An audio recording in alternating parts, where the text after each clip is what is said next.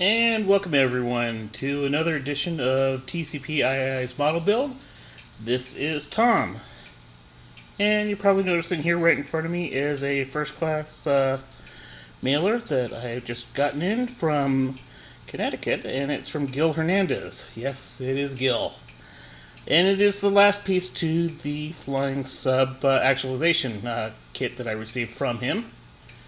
So I tried producing a video a couple days ago. Did not care for how it ultimately turned out, so I'm going ahead and reshooting it.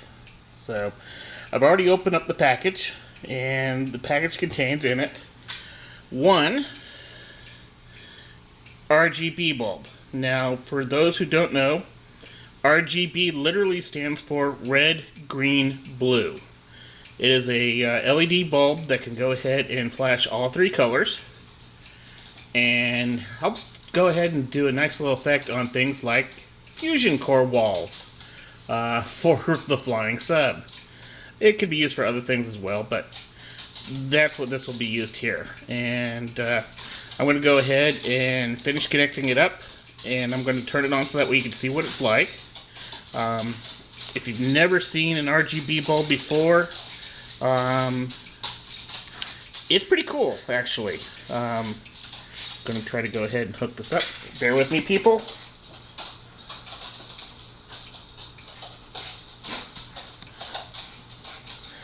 Oops, grabbing the insulation there and not the wire.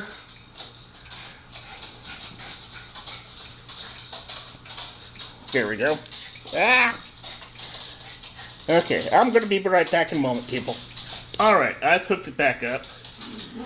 And in the background, you are definitely hearing a couple little doggies here. Bailey there on the left, Falcor on the right. It's their usual playtime, and oh, come on, you two. Not here, not on camera. Okay, Steve has his model porn. I guess I've got doggy porn, and I apologize, everyone. Anyways, I was about to go ahead and turn on this little bulb. And I've preset this for 8.9 volts. Actually, it's sitting at 8.7. And we can take a look, see how it's going. It's a little bit on the dark side outside. The sun's going down, so you're getting a nice little glow off of it. But you're beginning to see how it turns out here.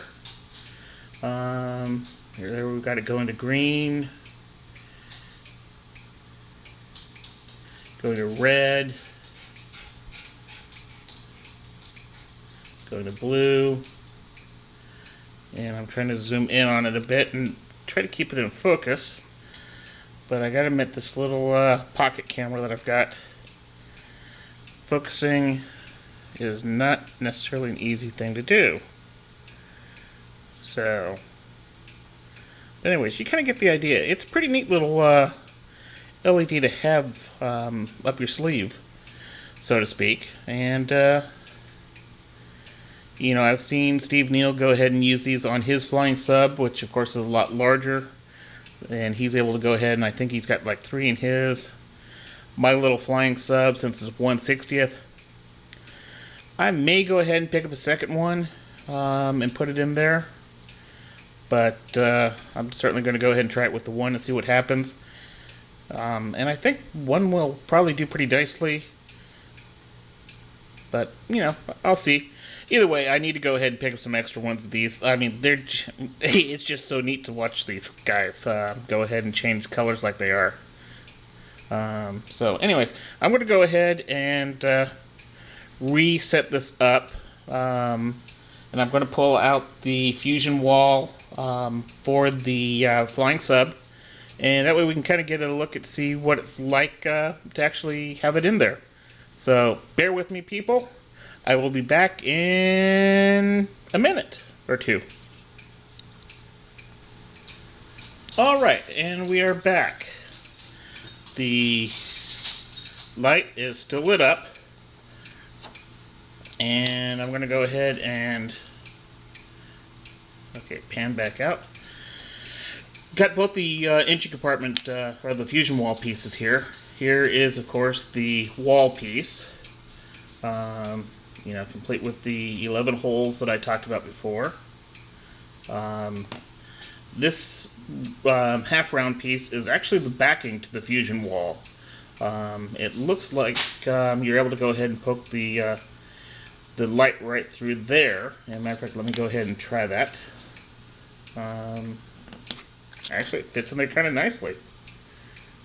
Huh. Alright. So let's see what it looks like when we put this behind there. Okay. This is going to be too much here. And I don't know enough about this camera to go ahead and get that down any. So, but you can see it a little bit there. Go ahead and kind of zoom in a bit. You can kind of make out the panels there, I guess. And it's kind of neat the way it changes the colors and whatnot. But yeah, it definitely bleeds out the camera, that's for sure. Okay, there we go. That one looks pretty cool. Goes to the green now. Fades out, goes to the blue, and you can see the 11 pieces there, so definitely a lot of light blocking going to need to be done. There's the green, going to red. Yeah, I know that looks kind of purplish. So very cool there. Gil, that is a nice effect there to go ahead and see. So let's go ahead and turn this around.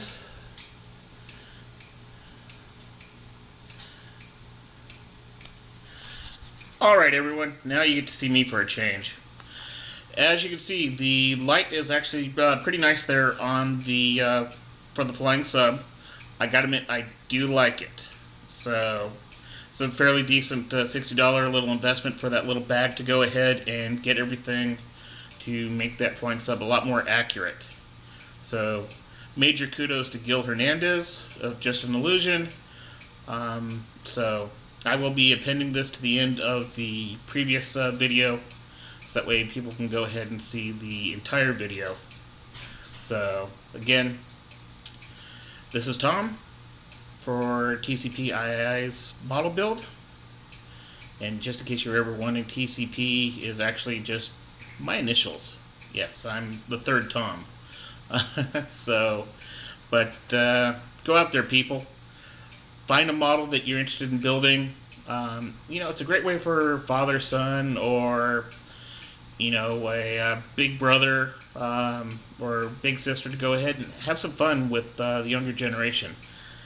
Unfortunately, the patience is waning in this modern generation. If you can't go ahead and slap it together within a minute and put a couple batteries in it and fly it or race it, they just don't want it. Go out there and help pass on the skills. Who knows? They might learn a few things. You don't have to spend a lot of money, like I have.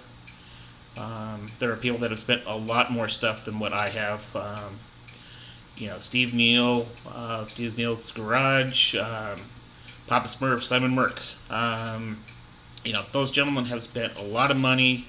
I mean, they're professionals. At best, I'm a pro-am.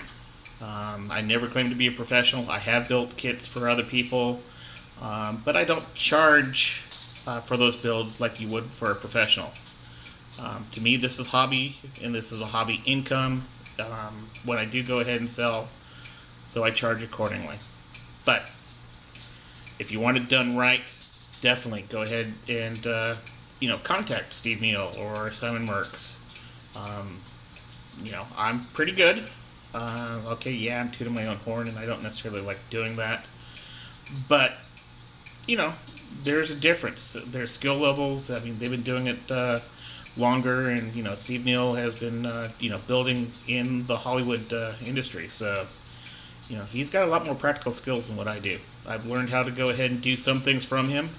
He actually kind of got me back into things here after a while. Yeah. and you've seen, you know, listings to their site. So go out there, people, have fun, happy modeling. Take care. Bye bye.